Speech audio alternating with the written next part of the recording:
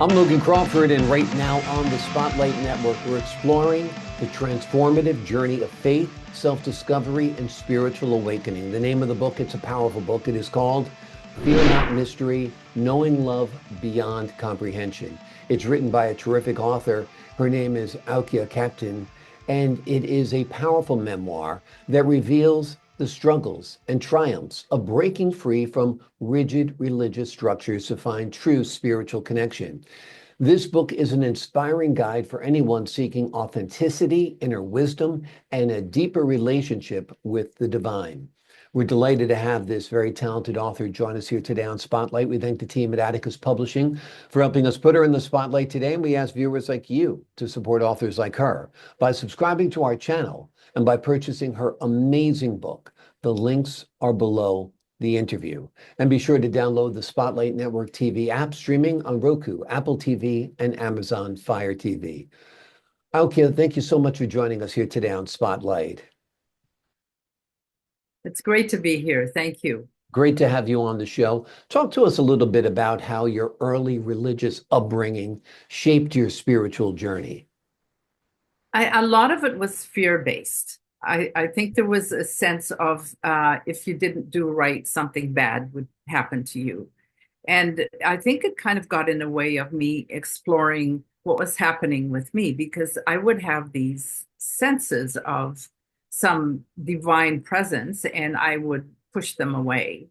And I had also this sense that God was in everything. And of course, that was not part of our belief system. It was God was very much external. And yes, God was a loving God, but also a punishing God. So I was raised with that sense. And that was a sense of having to fit in and being somewhat controlled. What denomination was this? And I was part of the Christian Reformed Church. My dad was a minister. And I would say that my dad was certainly not the most rigid and conservative. So I'm thankful for that. And also he had a great appreciation for nature and for history. So I learned a lot of other things from him as well. And I'm really grateful for that because that broadened my scope. At what point in your life did you say, hey, this isn't what I want out of my relationship with the Creator?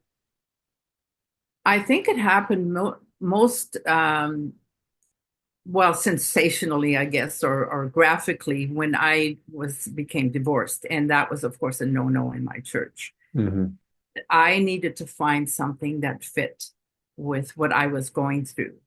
And so I became connected to people who were into feminist theology and found other ways of seeing God. I started reading different books and I saw a more loving God because I felt so terrible about what was happening in my personal life that I couldn't live with that and try and raise children in that kind of environment. I needed to experience love and compassion. Yeah. And so I found it. You know, it took a while, but yeah, that was a big part of it. Yeah. Did you find that in another church or did you find that in an informal relationship with God? It's much more in an informal relationship with God. And I was very much, and in friendships, mentors, but I was always an outdoors person. For me, the connection to nature, to trees was profound for me because that was part of the teaching too, that God also was revealed to us through nature. So I thought, wow, you know, this is where I can connect much more than inside a church. So for me, that was the way that I became much more connected to. Do you feel that so many churches tend to be patriarchal? Yeah. Yeah. Yes. Yeah. I mean, they're all about priests, they're all about male figures, they're all about men. And even in churches where there are both clergy who are male and female, it's always the male who is the higher level, right? Yeah. Yeah. For me, feminist theology was a very big part of that maturing. Yeah. Yeah. Because certainly God doesn't love females any less than he loves men. I mean, so it almost only makes sense, right? Yes, Yeah. it does. And we're we're capable. We have so much potential. And when that's being shut down, I don't think that's what God's asking of us, to shut Right. down our own competency and our brilliance. I don't think that's, Yeah, what God wants from us. So, yeah. absolutely. Did you face any headwinds in trying to forge your own path? Yes, I did. Um, yes, I did. And I think what I did about that is I got involved in certain social justice, human rights things. I think that was a way that I channeled my frustration and anger. Rather than trying to beat my head against the wall that wasn't going to move, Hmm. I linked up with people who were, fighting for human rights, and that took care of a lot of that for me. Yeah. Exactly. Yeah. And did you raise your children in this religion as well? Tell us a little about your family life. I did, and yet I didn't. I think they all felt very free in seeing me to become, when I was becoming more my own person, that they followed that. And they're all very much very spiritual and connected to, religious um, organizations, but they're not dogmatic. They're all they have their own relationship with God. Let's put it that way. They have a very unique relationship with the divine, and they've pursued their own path that way. Gotcha. How has Yeah. your work with First Nations communities influenced your perspective on spirituality? Oh, very much so. Um, I think indigenous people never really got disconnected from the Mhm. power of nature. And for me to be part of that and to be amongst that and learn from that was extremely powerful. Because when we say nature is out there and we're here, we're all one, right? We're Earth. We're part of it. To be separate from it is actually kind of a joke. And when we try to separate from it, we actually do a lot of damage to Earth. So Mm. being amongst indigenous people for me was a profound part of healing that separateness that we tend to live out in our culture, our separateness from the beauty of Earth and the Mm. power of Earth. Did So your yes, spiritual journey take you away from Jesus, or do you still embrace Jesus? Tell us a little bit about Christianity and your spiritual beliefs.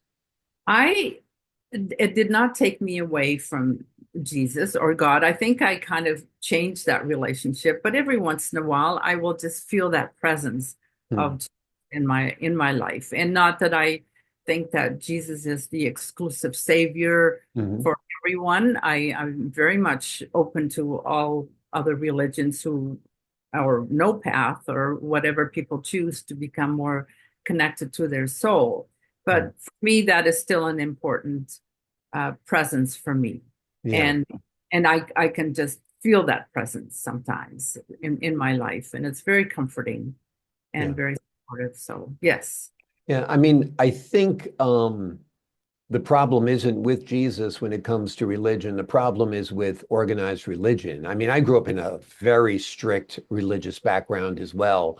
Very Catholic, went to Catholic schools my whole life where nuns and priests would slap you and hit you and all of that stuff. And it didn't turn me away from Jesus. It turned me away from some of those priests and nuns. yeah. But I still felt the lessons and the teachings of Jesus were beautiful. And, inarguably by any religion, just whether you view him as a prophet or as the son of God, as beautiful teachings. I agree absolutely. Yeah, Yes. yeah, exactly. But the churches do tend to be, particularly when I was growing up, you were growing up, very fire and brimstone and very, very tough. And I think you're seeing that today, that a lot of people aren't quote unquote members of the church anymore because of that. And that's become a consequence, don't you think? I do, and I think what's happened is that when institutions get big, they exist to maintain themselves, Yeah, like any right? other. For just community, because then when people don't believe what the majority of the people in that organization believe, they're basically ostracized. So that's not Yeah. community. For me, community allows for a lot of diversity. And Yeah. so yes, I agree with you totally there. Yeah. Yeah. What do you hope readers take away from your book? I think that every journey is valid. And I think that we are not aware of how resourceful and how wise we are Mm. until we can be free of all the external messages. Mm. I think we do have a direct connection to the divine, whatever form or name that has for you. I think we have that.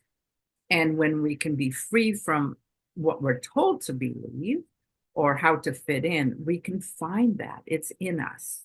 Right. And that's so rich and beautiful.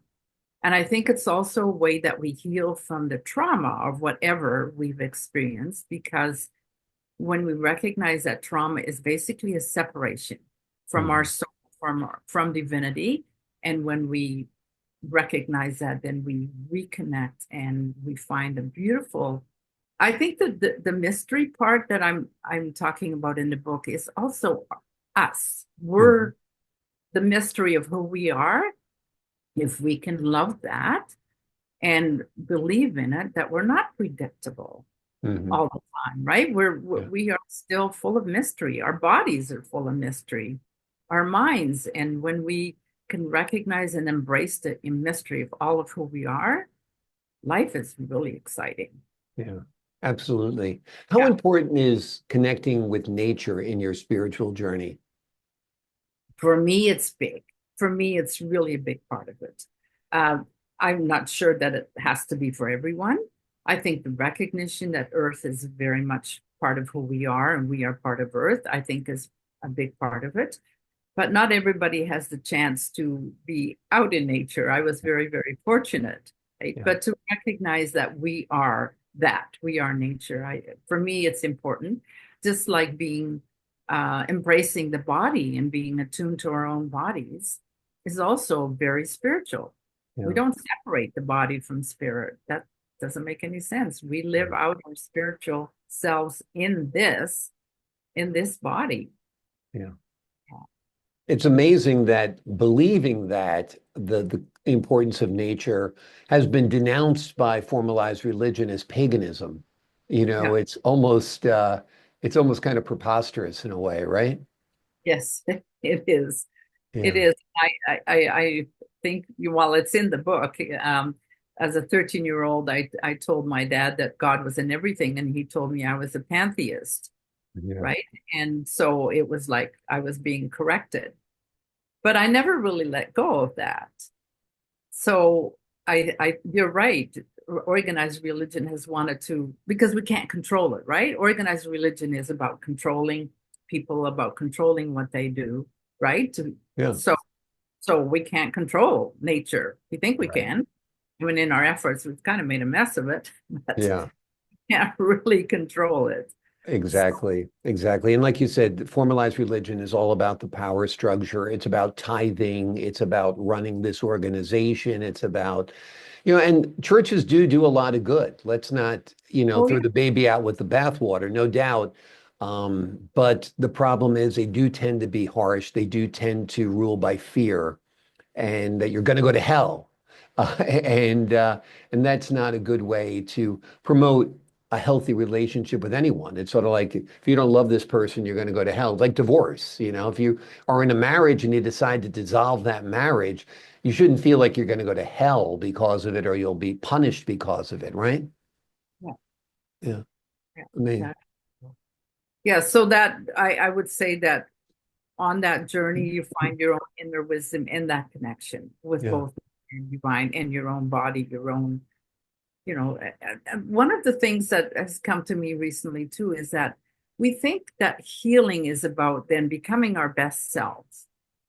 But healing really is about embracing those parts that aren't our best selves, Hmm. right? To get to know those parts of ourselves we don't like, the parts that um, come out of our pain and hurt and are sometimes not very kind.